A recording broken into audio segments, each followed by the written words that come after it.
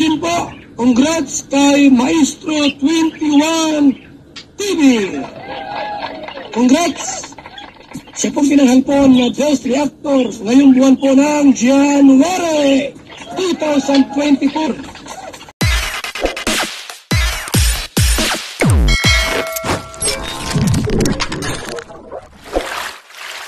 Alright guys, isang mapagpalang umaga, tanghali, gabi po sa inyong lahat. Sana po ay nasa mabuti kayong kalagayan at ligtas po sa anumang kapahamakan, sana po kayo dako ng mundo naroroon. Ako po muli ang inyong lingkod, Maestro 21 TV, upang magbigay po sa inyo ng mga update na nagaganap po sa ating mga Kalingap Boys and Kalingap Angels, kung saan sila po ngayon ay nariyan po sa Palawan at nagbabakasyon, nag-unwind. So siguro naman po yung mga fans, mga organic supporters, viewers po natin ay may mga update na rin po silang napapanood sa kanila pong mga paboritong mga love team.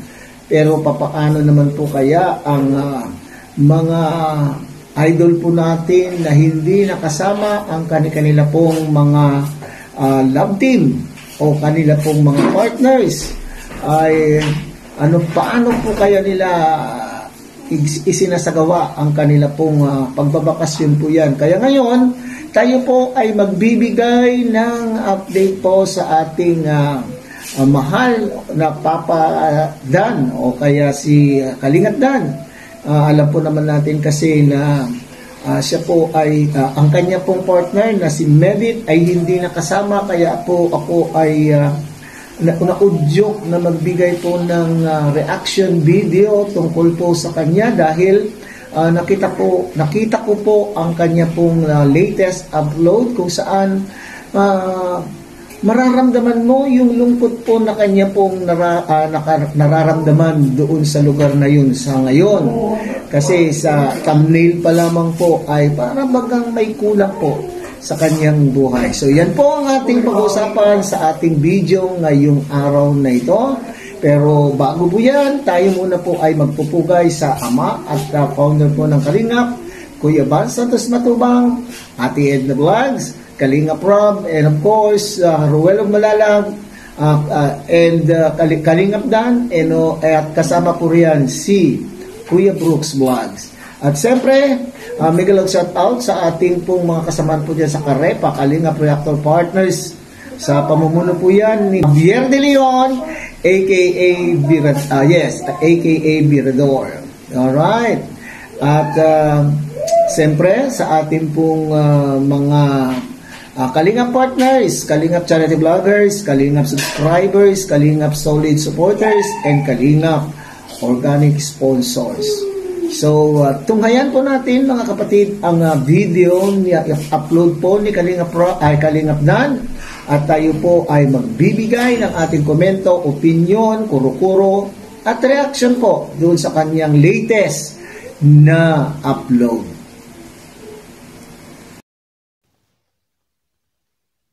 Ito po ang ating morning view. Ganda po ng ating check-in.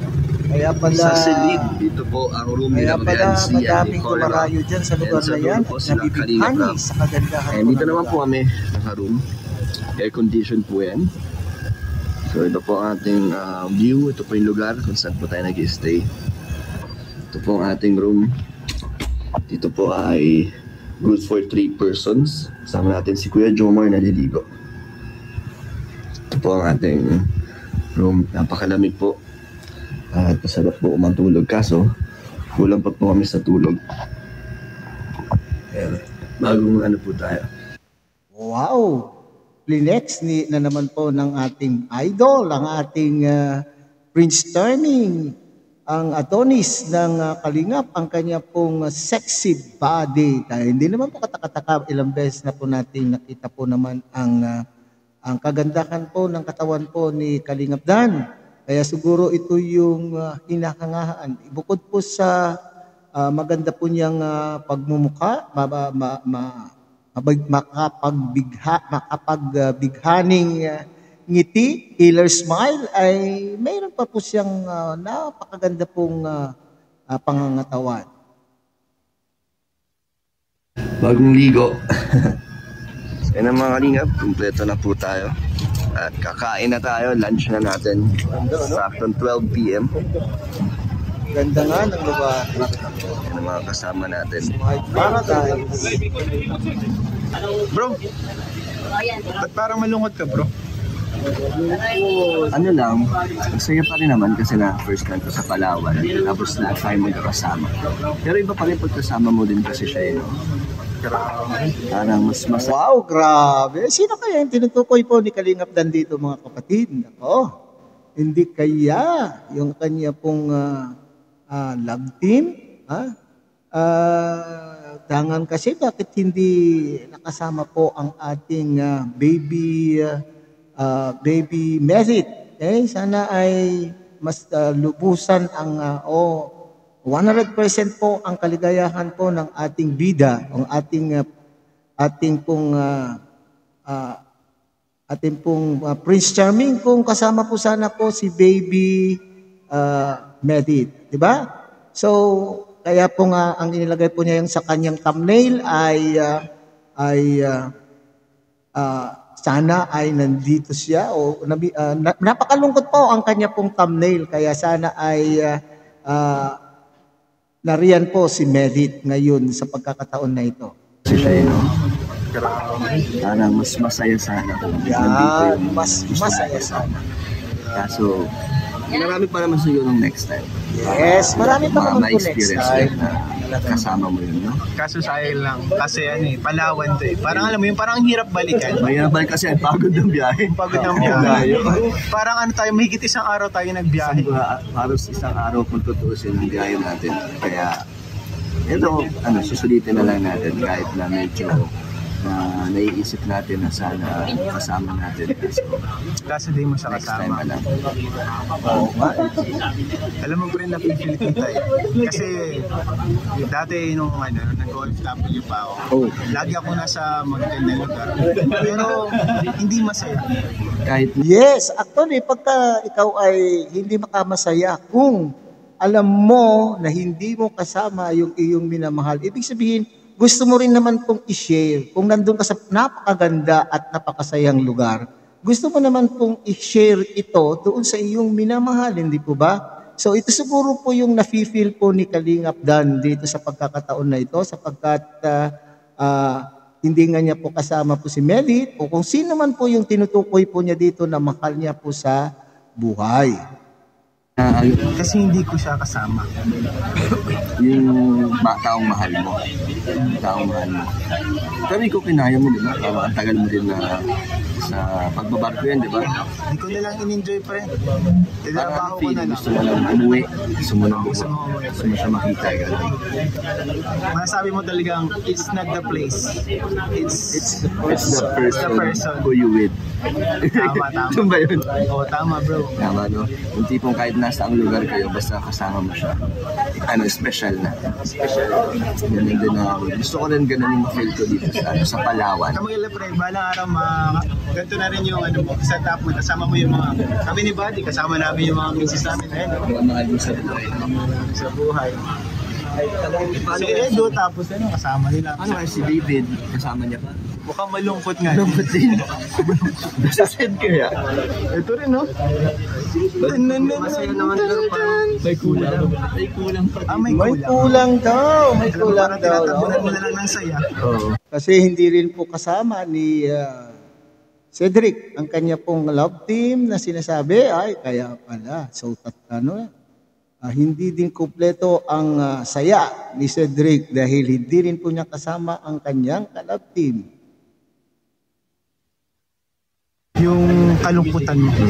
Pinipilit para malimutan ko tinatanong ko yung mga magagandang tanawin. Wow! Dinatama lang sa magandang tanawin para makalimutan mo yung lungkot. Pero iba pa rin yung ganda kapag kasama mo siya. Oo, Correct. iba Iba naman po talaga. yun. Sino ba yung namimiss mo, bro? Sino ba yung sana gusto mong kasama? Sana, sinabi mo. Alam niyo naman ang ata eh. Alam ko naman na siguro, ano? Ikaw, bro? Sino ba? Siyempre, sino pa ba ang special sa ating buhay, di ba? Sino pa ba yung mga pinaabangan ng mga viewers na... Si mama mo, tapos si kapatid mo? Oo, yun. Wow, playing safe ang ating bida, ang ating Prince Charming dito, mga kapatid. Oo naman. Talaga naman pong minsan ay lalo pag binata pa, ang priority po niyan o gusto po niyang makasama sa mga magagandang lugar at hindi pa napuntahan ng kanya pong pamilya ay most probably ang isang binatang kagaya po ni Kalingap Dan ay gusto rin po niyang dalhin dyan ang kanya pong pamilya dahil ito ay bilang regalo na rin siguro sa kanya pong sa kanyang nanay o sa kanyang mama at kanyang kapatid upang sa ganoon naman po ay masyahan o maski pa paano ay makita naman po niya ang kanyang pamilya na masaya. Kasama po siya at diyan sa lugar na kung saan ay dinarayo ng ating mga kababayan at diyan po nag-unwind. Pero siyempre, hindi din po natin iwawala ang ating baby Medit. Siyempre, mas lalo rin naman pong sigurong mas masaya ang ating Kalingap Dan kung kasama po rin dyan ay si Medit. Kasama po ang kanyang mama at kanyang kapatid plus Medit, di total happiness, hindi po ba? Total happiness ang mararamdaman po ng isang binata kagaya po ni Kalingap Dan kung kasama po niya ang kanyang pamilya plus of course yung malapit sa puso niya at nakapalagayan na po niya ng loob dahil sa kanila pong love team. Okay. Ay, bukod sa kanila, siya. Bukod sa kanila. Yung mga, din, mga nagsusuporta sa atin. Ito si Kuya David kaya, tanongin mo kung ano. Bro, napasin ko, bro, Vit. Ganyan pala kayo bro, sorry Iba yung lungkot mo. Tulala ka, bro. Parang ano ka, bro? Sabi nila, ang Palawan daw is one of the happiest place on earth. Hindi ka masaya. Kasi ang happiest place on earth ko ay sa feeling niya. Pero isa ang like. Pipilitin na lang natin maging masaya. Okay lang yun, bro. Kaya na. Wow. So ito na po talaga pala naman ang po. dagat ng Palawan. Grabe. Grabe Wow. talaga. Ang ganda. Solid to mga kalingap. Napakaganda. Medyo maulan lang yata po dahil umaambon-ambon na. Sana wag siyang tumuloy. Grabe, ang ganda po. Kaya pala Po. Parang ang sarap mag-swimming dito. Ang ganda. Ganda nga.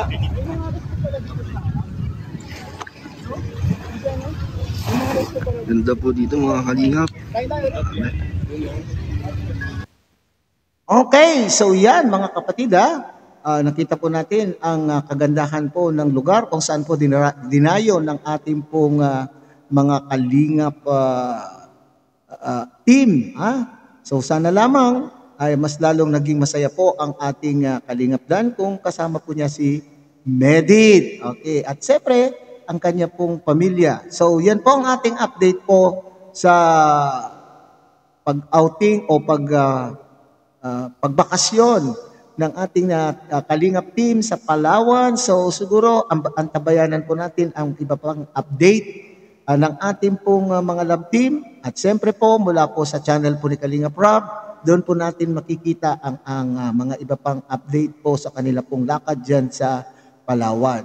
Okay, so muli isang mapagpalang araw po sa inyong lahat. Bago po tayo maghiwa-hiwalay, hinihingi po ng inyong lingkod na sana po ay suportahan po ang ating mga Kalingap partners, Kalingap Charity Vloggers, kay Kuya Bal Santos Matubang, Ate Edna Vlog, Kalingap Rob, Ruel of Malalag, Kalingap Dan of course, and Kuya Brooks Vlogs. Isama na rin po ninyo ang inyong lingkod sa inyo pong pagsuporta. Ako po ang inyong lingkod, Maestro 21 TV. Sana po ay inyo pong pindutin yung like button at saka subscribe button at tuloy pindutin na rin po nyo yung notification bell para sa susunod po nating mga video ay makakasama ko pa rin kayo. Muli, mapagpalang araw po sa inyo lahat. God bless everyone.